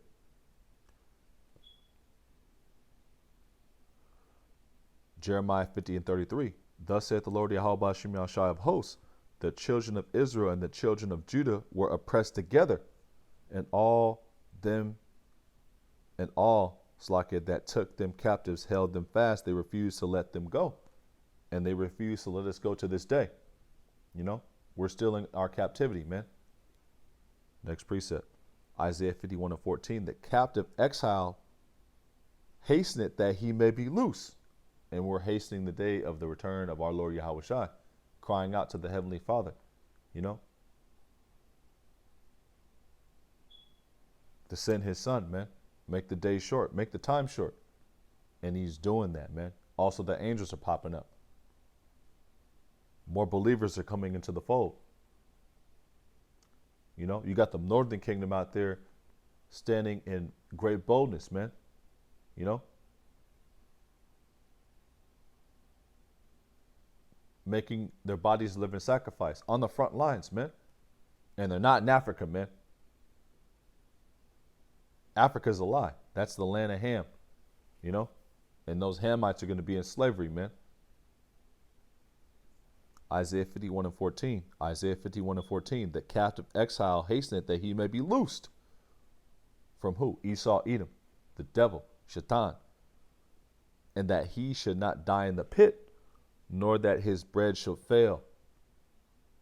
We're hastening to be loose from this captivity, man. We want out of here. Baruch 3:8. Behold, we are yet this day in our captivity. Lord, thou hast scattered us for a reproach and a curse, and to be subject to payments, according to all the iniquities of our fathers, who did what? They transgressed the law, statutes, and commandments. So we had to go through captivity after captivity after captivity after captivity. But we're in the final captivity, the final Montezarium, you know? And you got the northern and southern kingdom, the two witnesses, prophesying against Babylon the Great together. That's not being done in Africa, man, you know? And if that was so, well, that means if the 12 tribes is all black, well, you know, with that understanding, well, hey, that should mean Africa is Babylon the Great. And it's not, because you don't have all 12 tribes over there, man. You have scattered Israelites in the remnant over there, but most of the Israelites over there are in West Africa, you know? And that's not the land of the north or the north country. The north country and the land of the north, Babylon the Great, man. North America, you know? And to be subject to payments according to all the iniquities of our fathers, which departed from Yahweh our power. Baruch 2:30. For I knew that they would not hear me, because it is a stiff-necked people, but in the land of their captivities they shall remember themselves. And that's coming to pass. Right here before your very eyes, Esau. And your war crimes are being made known. Your own people don't believe you, man. And every day something is popping up as far as historical prophecy or biblical prophecy that pertains to your end and you being made bare. Baruch 2:31, and it shall, and it's like it, Baruch 2:31, and shall know that I am Yahweh Bashim Yashad, their power, for I will give them an ear to hear and an heart, Slakia. We'll start over from the top. And shall know that I am Yahweh Bashim Yashad, their power, for I will give them an heart and ears to hear. To hear what? This word. And be able to discern.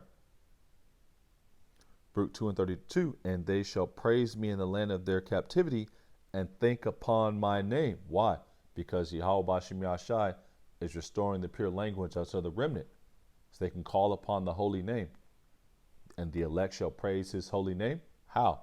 Because Yahweh Bashim Yashai, through the act of mercy, is putting the language out there for the remnant to receive, to call on the correct name. And it ain't Jebus. It ain't Ahiah. It ain't Yeshua. You know, none of that madness, man. You know?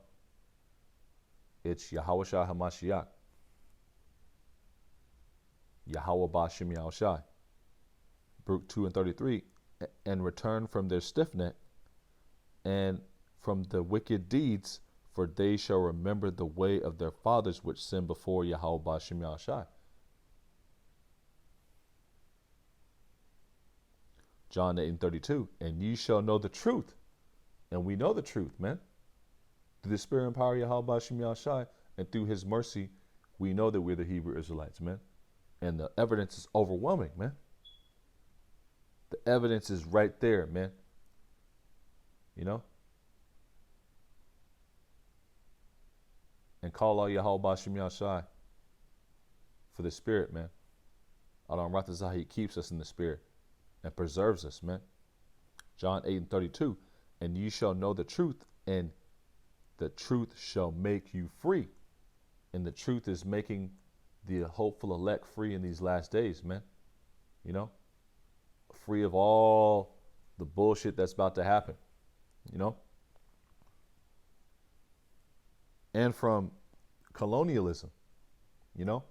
And from just walking around in a state of blackness, Latino pride, Native American pride. You're learning that through the spirit and power of Yahweh Hashem Yahshai. Those are all proverbs and bywords. You know? Esau, Edom threw those names on us to put a covering cast over the nations. Slakia.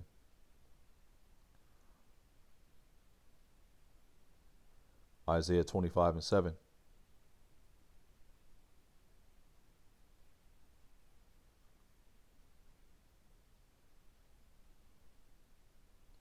And I will destroy in this mountain, in this government, the face of the covering cast over all people, and the veil that is spread over all nations.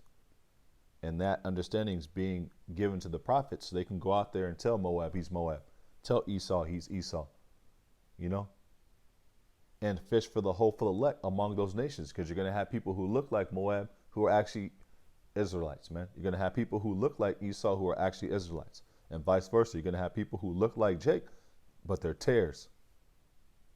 And you're going to have spiritual tares, those who don't believe on the word, who have to hear the report just so they can mock and scoff and then be destroyed for not believing in the word. Proverbs 13:13. Whosoever that believeth not the word, roughly paraphrasing, shall be destroyed. Zechariah 2:8. For thus saith the Lord Yahweh Hashem Yahshai of hosts, the Lord of armies, the Lord of war. After the glory had sent me unto the nations which spoiled you, for he that toucheth you toucheth the apple of his eye. And you touch the apple of his eye. You made a very, very, very, very big mistake, Esau. You're in possession of the Heavenly Father's only begotten, man. You know, as far as his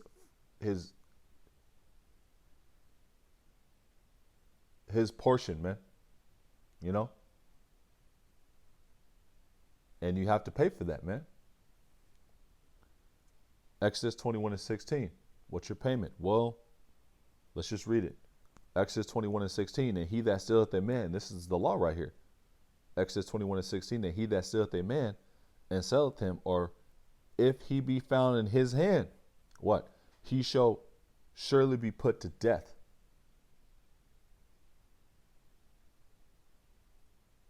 Obadiah 1:18, man. After 1,000 years of captivity.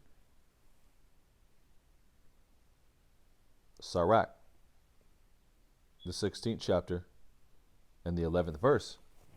Let me see. Slakia. And if there be one stiff neck among the people, it is marvel if he escape unpunished.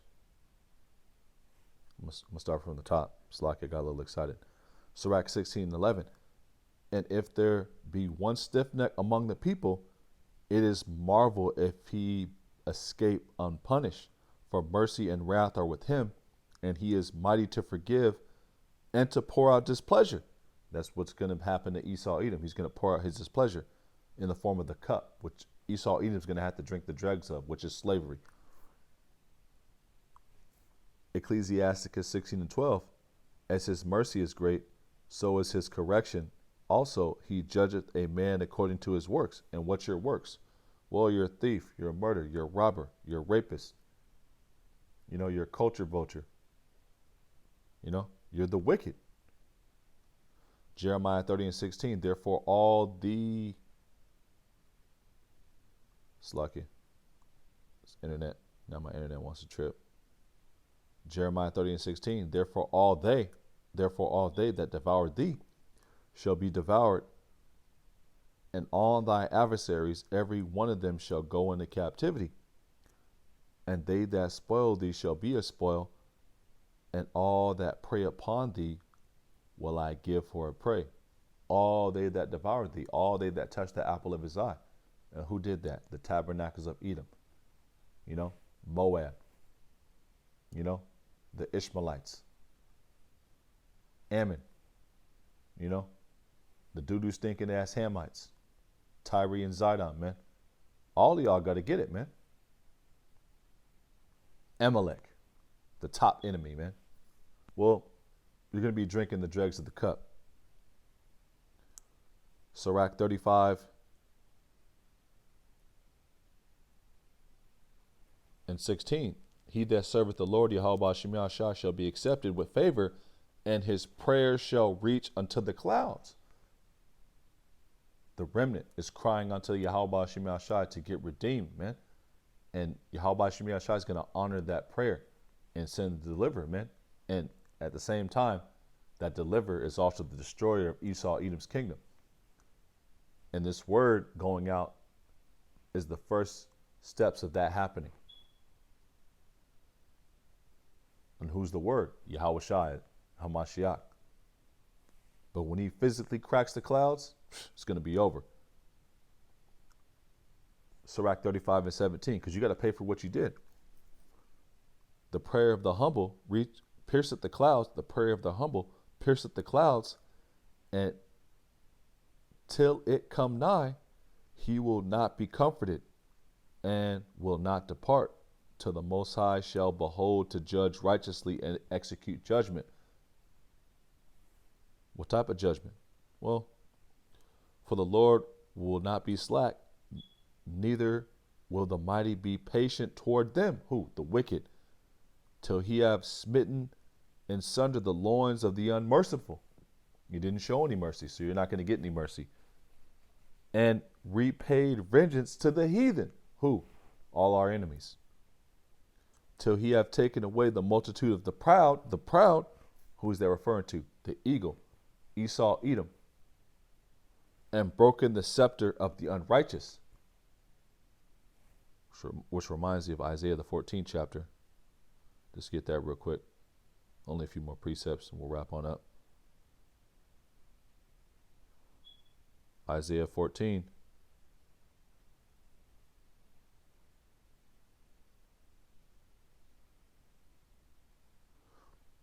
And 5. Yahweh Shem Yahshai hath broken the staff of the wicked and the scepter of the rulers. He's coming back to lay down all power, rule, and authority, man.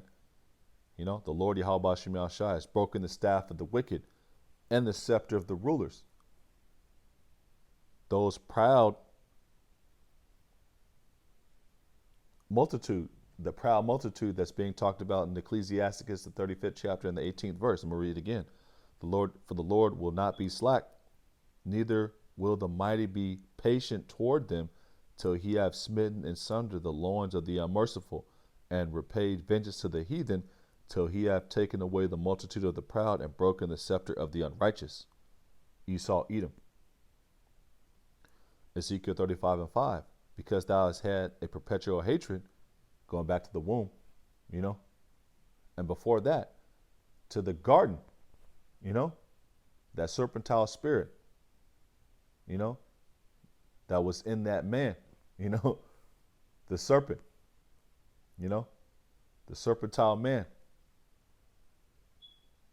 who was then pushed back in the earth as Cain, the murder, and then pushed back in the earth again in the regeneration as Esau, and then his seed that came out after him. Ezekiel 35:5, because thou hast had a perpetual hatred, and hast shed the blood of the children of Israel by force of the sword in the time of their calamity. Time after time after time again, the Greeks, the Romans, Christopher Columbus, so this current day. In the time that their iniquity had an end. Therefore, as I live, saith the Lord Yahweh Shem Yahshai, I will prepare thee unto blood, and blood shall pursue thee. An eye for an eye, man. It's only right. But we're going to wait on Yahweh Ba'Shem Yahushai. Since thou hast not hated blood, even blood shall pursue thee. Blood shall pursue thee, man. Revelation 13:9. If any man have an ear, let him hear. What? He that leadeth into captivity shall go into captivity. He that killeth with the sword must be killed with the sword. And that was Esau's blessing. And it's going to be his own demise. Here's the patience and the faith of the saints. The patience and the faith of the saints. The faith in what? The victory, man. What's written. The judgment sits, man.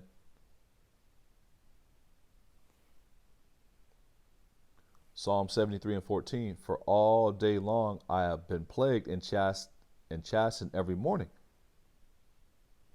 If I say I will speak thus, behold, I should offend against the generation of thy children. You have a lot of Jakes, they're beat down, man, because they don't have any comforter, man, walking around, thinking that this man is the be all end all, man, as far as their life and existence, in the form of having to rely on this guy for everything, man, but the remnant is in the spirit of knowing the end of this guy, man, having discernment to realize, oh yeah, you got a day coming, man, and that message and vibrations being pushed in the earth. And through that happening, things are starting to happen. Psalm 73:16. When I thought to know this, it was too painful for me. You have a lot of Jakes walking around through, man. Defeated, man. Committing suicide and whatnot, because they don't have any comfort. They don't have the comforter. They don't have the word to comfort them, man. But a remnant is being comforted with this message going out. We know the end game for this guy, Esau, man. Psalm 73:17, until I went into the sanctuary of the Most High, then understood I their end. For Esau's the end of the world, and Jacob is the beginning of it that followeth. We understand their end. The book of Obadiah, man, Isaiah the 14th chapter, man. Isaiah the 60th chapter. You're going to have to build up the kingdom, man. The elites are going to be burying the bones after the great destruction, man. You're going to see Bill Gates out there, People slapping them with whips, man. Get back to work, boy. That's their fate. That's their end. Jeremiah 23:20. The anger of Adonai Yahweh Ba'Shem Yahushua shall not return until he have executed, until he have performed the thoughts of his heart. In the latter days ye shall consider it perfectly. And it's being made known perfectly to the elect, the remnant. This man's end is nigh, and the kingdom is nigh, man. And the so-called Latinos, Hispanics, and Native Americans are Israelites, man. The proof is overwhelming. There's more proof that the northern kingdom is Israelites than the southern kingdom as far as archaeological,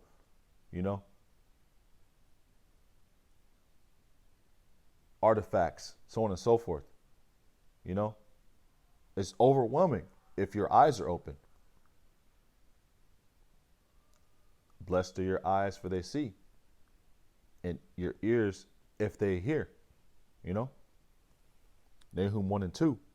Yahweh Ba'Shem Yahushua is jealous, and the Lord Yahweh Ba'Shem Yahushua revengeth. The Lord revengeth, man. Avenge not yourselves. That's our message, man. Wait ye upon me. Believe the report and endure, man. And keep doing the work if you're doing the work.